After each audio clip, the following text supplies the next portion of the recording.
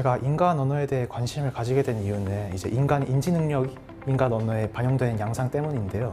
인간 언어는 기본적으로 굉장히 흥미로운 체계입니다. 예를 들어서 한국어를 예시로 들자면 한국어는 사계절이 뚜렷하고 또 식재료가 많이 나는 환경에서 쓰이는 언어이죠. 그래서 저는 인간 언어의 이러한 면에서 흥미를 느끼고 언어에 관심을 가지게 되었습니다. 안녕하세요. 저는 2025학년도 수능 국어 영역 만점자 정원준이라고 하고요.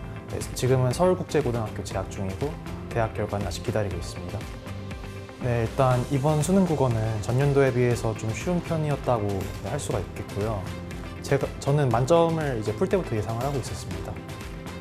가채점을 했을 때 이제 만점이 나왔는데요. 이제 예상대로 만점이 나와서 기분이 매우 좋았습니다. 일단 저는 수험생활 이후의 일은 좀 생각을 안 하려고 애를 썼는데요. 왜냐하면 이제 수험 이후의 일을 생각을 하게 된다면은 이 수험 생활이 좀 지루하고 힘들고 또 이제 앞으로 며칠 남았는지 계속 생각을 하게 되기 때문에 저는 현재의 즐거움, 먹고 자고 음악 듣고 이런 일을 좀 이제 삶의 낙으로 삼았던 것 같습니다. 일단 저는 언어와 매체 과목을 선택을 했는데요. 제 관심사가 언어학이기도 하고 평소에 이제 언매 관련 선행 지식도 조금 있었어서 이제 화법과 작문을 아예 고려하지 않고 바로 언매를 선택했습니다.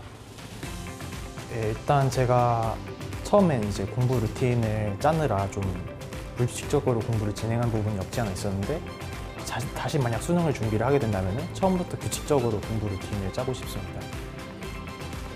일단 저는 1등급과 만점을 왔다 갔다 했고 이제 가끔 잘 안 풀릴 때는 2등급이 한두 번 나오는 정도의 성적을 계속 유지했습니다. 일단 저는 시중에 있던 바탕 모의고사 하는 모든 회차를 다 풀었고요. 그리고 이제 학원에서 나눠준 주간 과제장 뒤에 실려있던 본바탕 모의고사도 이제 거의 다 풀었습니다. 일단 바탕 모의고사 같은 경우에는 이제 시중에 있는 다른 모의고사보다 난이도가 조금은 쉽다고 할 수 있습니다. 그래서 이제 어렵기만 한 모의고사를 푸는 것보다는 이제 좀 중상위권으로 넘어가고자 하는 학생분들에게 도움이 될 거라고 생각을 하고요. 그리고 해설지가 굉장히 상세하기 때문에 내가 어디를 잘못 봤나 하는 것도 이제 상세히 알아갈 수 있을 것 같습니다. 또한 이제 본바탕 모의고사 같은 경우에는 분량이 많지가 않아요. 이제 비문학 세지문, 문학 세지문 정도로 구성이 되어 있는데 저는 이제 그걸 하루 분량으로 삼고 공부를 했기 때문에 하루 분량 가이드라인을 제시해 주는 데에서도 굉장히 좋을 것 같습니다. 일단 저는 국어 영역 같은 경우에는 독서, 문학, 언매 가리지 않고 조금씩 꾸준히 하는 방식으로 공부를 했습니다. 학교에 가서 매일 문학이나 비문학 세지문을 아침에 계속 푼다든지 하는 식으로 말이죠. 그리고 모의고사는 이제 학원에서 주는 대로 풀었고요. 그리고 수능 국어 대비에 있어서 이제 지문을 대하는 자세가 굉장히 중요하다고 생각합니다. 이 수능 국어 지문을 단순히 이제 내가 풀어야 할 과제로 받아들이지 말고 내가 읽어낼 수 있는 흥미로운 지문 정도로 이제 받아들이는 자세를 기르게 된다면 이제 수능 국어가 무섭지 않고 오히려 재밌고 또 흥미로운 이제 그런 영역이 될 수 있다고 저는 생각을 합니다. 제가 실제로 그랬기도 하고요. 일단 저는 수능 문학 영역을 단순히 이제 읽어야 할 글, 풀어야 할 과제처럼 이제 귀찮다는 시각을 보지 않고 오히려 좀 이제 문학 자체가 사실 대중의 재미를 위한 측면이 없지 않으니 좀 더 흥미로운 글, 또 재밌는 글로 대하도록 이제 노력을 많이 했습니다. 그러기 위해서 이제 도서관에 가서 이제 시간이 나면 현대 소설이나 이제 현대시 같은 것을 찾아 읽는다든지 하는 방식으로 이제 글에 몰입하고 또 감상하는 방법을 익히려고 노력을 했고요. 이제 수능 국어는 특이하게도 이제 하나의 관점을 보기를 통해서 미리 알려주고 감상을 시키다 보니까 이제 감상하는 방법을 이렇게 미리 익혀둔다면 수능 국어 문제를 푸는데 큰 도움이 될 것이라고 생각을 합니다.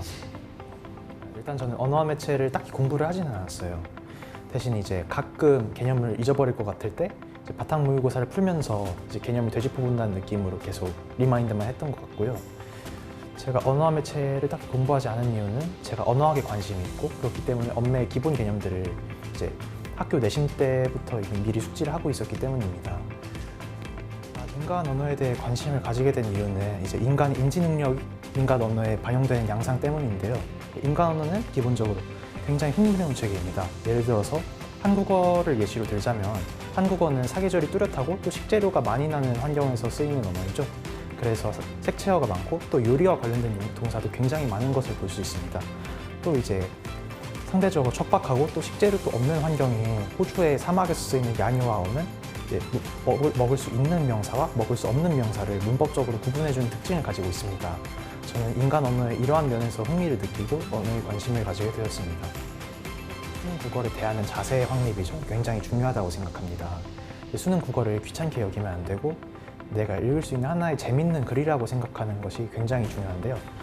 그래야 이제 글에 몰입을 해서 자세하게 읽을 수 있고 놓치는 부분이 없게 읽을 수 있고 그러면 이제 문제를 술술 풀어나갈 수 있기 때문입니다. 일단 저는 수시는 신경을 쓰지 않아서 이제 정시로만 지원을 했고 네, 현재 연세대학교 노원우문학과에 지원을 한 상태입니다. 아마 합격을 하지 않을까 생각을 하고요. 이제 만약에 떨어지게 된다면 재수를 할 계획도 있습니다. 대학에 들어간 후에는 제가 원하는 공부를 마음껏 하고 싶습니다. 제가 좋아하는 언어학도 그렇고 또 인문학 전반에 대한 깊이 있는 이해를 제가 하고 싶기 때문에 그런 분야에 대해서도 좀 심도 있게 공부를 해보고 싶습니다. 네, 일단 저는 대학원의 언어학 과정으로 진학을 하고 싶고요. 그래서 이제 언어학 연구자의 삶을 사는 것이 현재 목표입니다. 조금 더 현실적으로 본다면은 아마 제가 그래도 국어 영역 하나에서만큼은 자신이 있었기 때문에 국어 강사가 되고 싶다는 꿈도 약간이나마 가지고 있습니다.